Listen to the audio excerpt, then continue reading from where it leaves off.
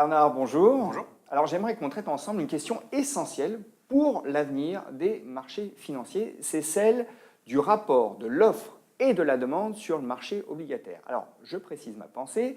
On a des banques centrales qui, jusqu'à présent, pour soutenir le système financier et l'économie, ont acheté massivement des obligations sur le marché obligataire. Elles s'apprêtent, pour les plus grandes d'entre elles, à l'exception de la Banque du Japon, à se désengager de ce marché obligataire en réduisant leurs achats d'actifs, voire en les arrêtant complètement à terme. Est-ce que du coup, on ne va pas avoir un rééquilibrage de l'offre et de la demande sur les marchés obligataires qui induira une remontée des taux sur ces mêmes marchés obligataires? Et on sait que la remontée des taux, c'est pernicieux tant pour les détenteurs d'obligations que pour les marchés actions.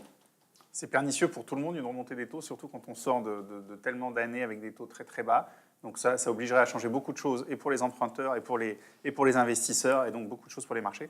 Le rapport offre-demande, effectivement, on s'attend à ce qu'il change un petit peu sur les marchés obligataires. Et le rapport offre-demande, comme sur tous les biens, c'est ça qui va définir le prix. Et le prix d'une obligation, c'est le taux d'intérêt. Alors, si on regarde les banques centrales une par une, vous l'avez dit, au Japon, rien ne change. La Banque centrale du Japon continue à acheter à grande vitesse des obligations japonaises qui rapportent toujours à peu près zéro, donc tout va bien là-bas. En zone euro, la BCE continue à acheter toujours un peu plus d'obligations, simplement... Elle le fait moins vite. Ouais, exactement. Elle le fait moins vite, mais elle continue à en acheter, donc là, à nouveau, on n'attend pas grand changement. Là où ça change, effectivement, c'est les États-Unis. La Banque centrale américaine, la Réserve fédérale, dit qu'elle va simplement arrêter de réinvestir les obligations qui arrivent à échéance, à hauteur d'une petite dizaine de milliards par mois. Alors c'est assez significatif, mais sur la taille de son bilan, ça reste quand même de l'ordre de la décimale pour le moment.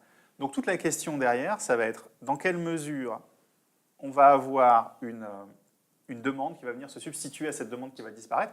Il faut garder en tête que les banques centrales, que ce soit en Europe ou aux États-Unis, c'est de l'ordre de 20 à 25% des encours d'obligations. Donc c'est colossal tout de même. C'est le premier investisseur en Europe et aux États-Unis. Donc effectivement, si cet investisseur aux États-Unis commence à se retirer, même sur la pointe des pieds, il faut s'assurer qu'on ait quelqu'un qui vienne se mettre en face. Sinon, effectivement, le résultat, ce serait une hausse des taux. Alors qui pourrait se mettre en face? Alors, il faut garder en tête que, certes, les banques centrales ont acheté beaucoup d'obligations, mais même si les obligations, ça ne fait pas forcément les gros titres, ça ne fait pas forcément rêver comme le CAC 40 ou le Nasdaq ou autre, il se trouve que ça mobilise beaucoup de capitaux. En une dizaine d'années, les fonds obligataires dans le monde, ils ont drainé à peu près 1000 milliards de dollars. En une dizaine d'années. Ça fait beaucoup d'argent, et ça, ce n'est pas les banques centrales. C'est des investisseurs qui sont privés, qui peuvent être des personnes privées, et qui peuvent être des entreprises qui veulent placer leur cash à court moyen terme. Beaucoup d'investisseurs institutionnels. Des investisseurs institutionnels. Des assureurs notamment. Exactement, des assureurs, des caisses de retraite, des fonds de pension, qui sont obligés de détenir, et c'est là où on a quelque chose qui est important, ils sont obligés de détenir des papiers, comme on dit, donc des obligations qui ont certaines caractéristiques en termes de signature, de liquidité, etc. Oui, pour des questions de ratio, de risque. Exactement. Ils ne doivent pas embarquer trop de risques dans leur bilan. Donc il faut qu'ils achètent des obligations avec de très bonnes signatures, des investment grade, ce qu'on appelle généralement. Et évidemment, ce sont les obligations qui rapportent le moins. Voilà. Alors ça, c'est une règle un petit peu générale qui continue à être à peu près respectée. Moins on a de risques, moins on a de rémunération. En gros. Bon, mais revenons à ce rapport offre-demande. Ce que vous nous dites, c'est que finalement, on a cette demande contrainte, réglementairement, qui devrait amortir, je ne sais pas si on doit prononcer le mot de choc, mais en tout cas, l'incidence du retrait des banques centrales. C'est ça. Cette demande en provenance des fonds de pension, des caisses de retraite, c'est ce qu'on appelle le monde des institutionnels, on ne voit pas de raison pour laquelle elles se tariraient demain matin. Leur demande à ces gens-là, elle est principalement guidée par des facteurs qui sont très longs, au premier rang desquels la démographie. Alors vous et moi, nous sommes très très jeunes, mais les économies occidentales sont plutôt dans des tendances où elles vieillissent. Et donc on a des cohortes, comme on dit, de gens qui vont continuer à cotiser à leur caisse de retraite, à leur fonds de pension.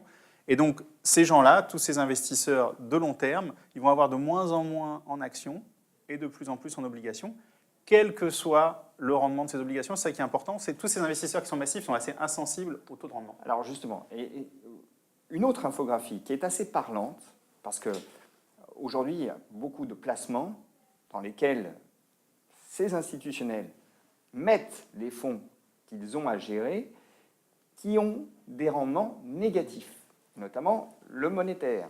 Et là, on a un graphique que vous nous avez apporté, c'est la collecte nette des fonds monétaires européens. Bon, le monétaire aujourd'hui, c'est du négatif, on l'a dit. Mais on voit bien que cette collecte, elle est positive. Donc on voit bien, encore une fois, que cette demande contrainte, eh bien, elle fait que le flux ne se tarit pas. Voilà, il faut vraiment garder ça en tête. On raisonne souvent dans le monde financier en essayant d'être rationnel. Et quand on est rationnel, une des manières d'être rationnel, c'est de se dire on va acheter là où on a le plus d'espérance de gain. Il se trouve qu'il y a d'autres rationalités. Et par exemple, il y a des gens qui doivent cocher des cases dans leurs investissements. Donc, le niveau de signature des obligations qu'ils achètent, la devise, et aussi la durée, la maturité, si vous voulez, des obligations. Et ce qu'il y a de plus court sur les marchés de taux, c'est le monétaire.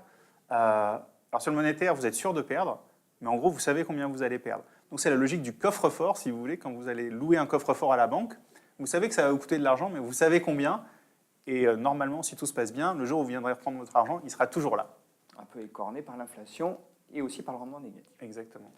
Bon, alors, pas d'inquiétude, si je vous suis bien, à avoir pour les taux. Vous ne voyez pas de choc de taux se produire. Du coup, l'investissement sur les marchés financiers, c'est toujours une comparaison, toujours entre les rendements espérables, si j'ose m'exprimer ainsi, par les uns, enfin, offerts par les uns et offerts par les autres. Alors, il faut rester sur les actions en dépit de la cherté de certaines ou pas? Alors, les actions américaines, elles sont chères par rapport à leur niveau de valorisation dans le passé, par rapport aux valorisations de la plupart des autres grandes classes d'actifs. Ça, c'est assez clair. Pour une bonne raison, c'est qu'elles montent de manière quasiment continue depuis 8 à 9 ans. Les bénéfices montent également. Donc, voilà, on a un graphique qui apparaît à l'écran qui est assez parlant. C'est la performance relative des marchés américains par rapport aux autres marchés. Mise en parallèle, on trouve la courbe des bénéfices. Et on voit qu'il y a une similitude parfaite entre l'une et l'autre. Voilà, pour le dire autrement, sur les 9 dernières années, les marchés américains ont fait beaucoup mieux que tous les autres marchés actions dans le monde. Pourquoi? Parce que les bénéfices des sociétés américaines ont augmenté beaucoup plus vite que les bénéfices des autres sociétés dans le monde. Donc voilà, il y a une vraie raison pour laquelle les actions américaines ont monté. Il se trouve que maintenant, c'est cher. Et on paye très cher $1 de bénéfice. Alors c'est d'autant plus cher qu'on observe sur la fin de la courbe, je ne sais pas si c'est très visible à l'écran, mais en tout cas, on observe une divergence aujourd'hui qui se fait jour. Voilà, alors la divergence, c'est en particulier grâce à nous, donc les Européens. Après des années de stagnation, voire de baisse des bénéfices des entreprises, on a une hausse qui est assez ferme cette année, une hausse à 2 chiffres des bénéfices des sociétés de la zone euro. Et ça, c'est la première fois qu'on le voit depuis un bon moment. Et de ce point de vue-là, on a un rattrapage par rapport aux États-Unis, qui se traduit en particulier dans les cours des marchés et des actions. Mais aujourd'hui, à vos clients, vous dites quoi? Qu'il faut rester sur la zone euro, qu'il faut investir en actions zone euro?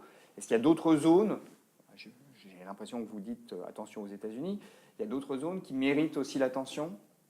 Alors aujourd'hui, comme toujours, on dit à nos clients qu'il faut se diversifier, ça c'est important. Deuxièmement, on dit à nos clients qu'effectivement, parmi les marchés les moins chers du monde, vous avez les actions de la zone euro. C'est clair. Pour des bonnes raisons, parce qu'on n'avait pas de croissance des bénéfices pendant des années. Maintenant, on en a. Et ça ne se paye pas très très cher, donc on peut y aller avec une certaine confiance. Et vous avez également en face de ça 2 régions qui sont soit oubliées, soit qui font un petit peu peur, qui sont les émergents, en particulier l'Asie émergente d'une part, et puis le Japon, qui n'intéresse plus personne depuis fort longtemps et qui pourtant mène son petit bonhomme de chemin pour un tas de raisons sur les marchés actions et qui à nouveau se paye assez bon marché. Alors, on va parler du Japon, mais j'aimerais qu'on revienne à la zone euro. Les bénéfices s'améliorent, vous le dites, notamment du fait d'une croissance qui a surpris un peu tous les économistes, parce qu'elle est au-delà de son potentiel, on peut l'exprimer ainsi. Or, une croissance au-delà de son potentiel, surtout en zone euro, ça ne dure jamais très longtemps. Donc, est-ce que, finalement, aujourd'hui, oui, ça ne semble pas cher au vu des bénéfices accumulés, mais est-ce que, par rapport à demain, ça ne va pas l'être un peu? En fait, quand on regarde les valorisations, on les regarde toujours par rapport à autre chose. On les regarde par rapport à 2 grandes familles de autre chose. On les regarde par rapport aux autres classes d'actifs. Aujourd'hui, en Europe, quand vous avez des actions de la zone euro qui ont un dividende de 3%, comparé à des obligations, par exemple l'OAT française, un rendement de 0,5, bon, ça veut dire qu'en un an, vous avez 6 ans de rendement de l'OAT, ce qui est pas mal sur une action. Ça, c'est une action moyenne encore, ce n'est pas une action avec un dividende spécialement intéressant. Autre méthode pour regarder ce qui se passe, le prix d'une action, c'est comment c'est valorisé par rapport aux bénéfices. Alors, vous pouvez regarder les bénéfices passés, et là, ce n'est pas très très cher. Et vous pouvez regarder les bénéfices qu'on attend pour les prochaines années, et là, ce n'est pas très cher non plus. Avec ce que vous avez dit par rapport à la croissance économique est important. Aujourd'hui, on a des sociétés européennes qui travaillent sur des bases de coûts qui sont faibles, qui sont devenues beaucoup plus productives, qui pendant des années et des années ont coupé les coûts. Qu'est-ce que ça donne aujourd'hui? Ça donne ce qu'on appelle un levier opérationnel, techniquement. Ça veut dire qu'il suffit d'un petit peu de demande supplémentaire pour avoir beaucoup de bénéfices en plus. Est-ce qu'on ne l'a pas déjà eu, cette demande supplémentaire, avec cette croissance à 2%? Alors, on l'a depuis le début de l'année, disons, depuis une bonne année. En revanche, on a un retard qui a été accumulé sur des années et des années, et il y a encore beaucoup de retard à rattraper pendant quelques années. Donc, vous êtes confiant pour les bénéfices des entreprises européennes, et donc l'attractivité des actions de la zone euro. Alors, vous avez mentionné le Japon. Vous aviez un certain sourire au visage quand vous avez parlé du Japon. Apparemment, à vous voir, on a l'impression que le Japon, c'est tout de même, vous avez parlé d'un marché qui est plutôt délaissé, un marché qu'il faudrait regarder. C'est un marché qui, les investisseurs à l'étranger en sortent depuis un bon moment. Ils vendent des actions japonaises. Ça n'intéresse pas grand monde. Il faut savoir que c'est un des marchés qui a connu les pires baisses pendant des décennies, littéralement. Donc on a une génération d'investisseurs qui est aujourd'hui encore actif un tout petit peu et qui se souvient d'avoir vu le marché japonais baisser pendant 20 ans. Il se trouve que 20 ans de baisse, finalement, d'un côté, plus des entreprises qui sont devenues profitables, ça donne des valorisations qui sont intéressantes. Ça donne des cours des actions qui ont commencé à monter. Alors, c'est pas encore fulgurant, mais ça commence à être significatif. On a des entreprises qui maintenant, au contraire de ce qu'il y avait il y a une quinzaine, vingtaine d'années, s'intéressent aux actionnaires. Donc elles distribuent des dividendes, elles rachètent leurs actions et elles essayent de générer du bénéfice pour les actionnaires, alors qu'auparavant, elles s'occupaient très principalement d'investir dans des nouveaux produits. Il se trouve qu'aujourd'hui, les niveaux d'investissement sont revenus sur des moyennes qui sont proches de ce qu'on a aux États-Unis en particulier. Et donc l'actionnaire est beaucoup mieux traité. Ça, à nouveau, ça n'a pas été intégré dans les cours. On a vraiment une génération d'investisseurs internationaux qui s'est complètement désintéressée du Japon. Il y a de bonnes raisons pour qu'ils s'y intéressent dans les prochaines années. Donc, on a bien retenu le message.